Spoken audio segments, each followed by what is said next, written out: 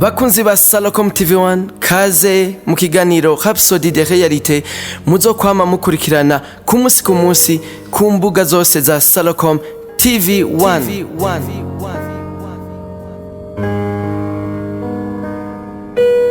Shalom shalom. Turi ku munsi wa kane igenekerezo rya 29 ukwezi k'umunani umwaka wa 2024. Kaze mu kiganiro Rhapsody de Realite mushikirizwa na Belize Nshimirimana. Imbere ko twinjira mu kiganiro nyezina ndabibutse yuko ikiganiro Rhapsody de Realite kigizwe n'ibice bitatu.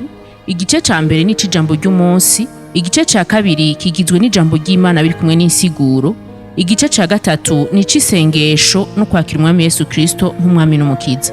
Kaze rero mu kiganiro Rhapsody de Realite c'uyu munsi. Ijambo ry'umunsi riravuga ngo gusengera abantu bose. Ijambo ry'Imana twisunga riri muri Timotheo wa mbere ikigabane ca kabiri ku murongo wa mbere haravuga ngo irya mbere y'ibindi byose ndabahanura kwingingira abantu kubasabira no kubashimira Imana. Hari itandukaniro rinini hagati yo gusengera igihugu no gusengera abeneco. Iyo dusengera ibihugu birafise uburemere, ariko gusengera abantu bo muri ivyo bihugu vyongereza uburemere bwiharije ku isengesho ryacu. Mu gihe nsengera abenegihugu bose bavuka mu gihugu ca Ghana nk'akarorero, biratandukanye no gusengera igihugu ca Ghana. Gusengera igihugu ca Ghana ufata umwanya hanini usengera intwaro, ibisata bigize ubuzima bw'ico gihugu n'abantu bari ku mbibe zacu. Ariko igihe uvuga uti ndasengeye abenegihugu bavuka muri Ghana, iryo sengesho murirabisha ku bavuka muri Ghana bose aho baherereye hose mw'isi. Isengesho ryawe riraheza rigakora ku mwenegihugu wese afise amamuko mu gihugu ca Ghana naho yoba ari hanze y'ico gihugu. Ivyo bituma isengesho ryawe rigira uwo ritumberejweko, bikanatuma haba ubusabane canke ubucuti hagati yawe n'abantu ku rugero rwimbitse.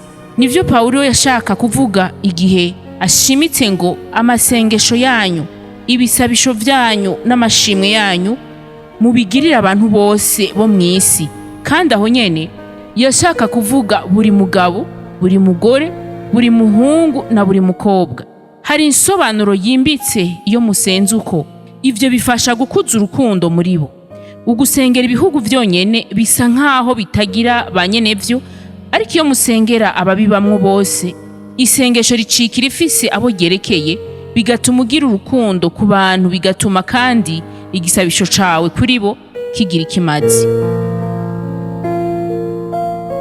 Turashitse mu mwanya w'isengesho. Data, ndagushimiye ku karyo k'isengesho n'igisabisho mpa. Uyu munsi kandi ndasengeye buri mwene gihugu wo mu gihugu mvukamwo atarakira agakiza, imyaka yose afise aherereye hose, umutima wiwe niwuguruke kugira yumve kandi atahure ijambo ryawe, aheze yakira agakiza uyu munsi. Ndagushimiye kubw'imishaha yimburiwe uyu munsi mu bwami bw'Imana, mu izina rya Yesu. Amen. Reka turangirize ikiganiro cacu ku isengesho ryo kwakira Umwami Yesu Kristo nk'umwami n'umukiza. Mwami Imana, ndizera n'umutima wanje ko Yesu Kristo ari umwana w'Imana. Ndemera ko yapfuye ku bwanje kandi ko Imana yamuzuye mu bapfuye. Ndemera ko ari muzima. Ndatuje akanwa kanje ko Yesu Kristo ari umwami n'umukiza w'ubuzima bwanje kuva uyu munsi. Urakoze mwami wanje Yesu gukiza umushaha wanje. Ubu ncitse icaremwe gisha.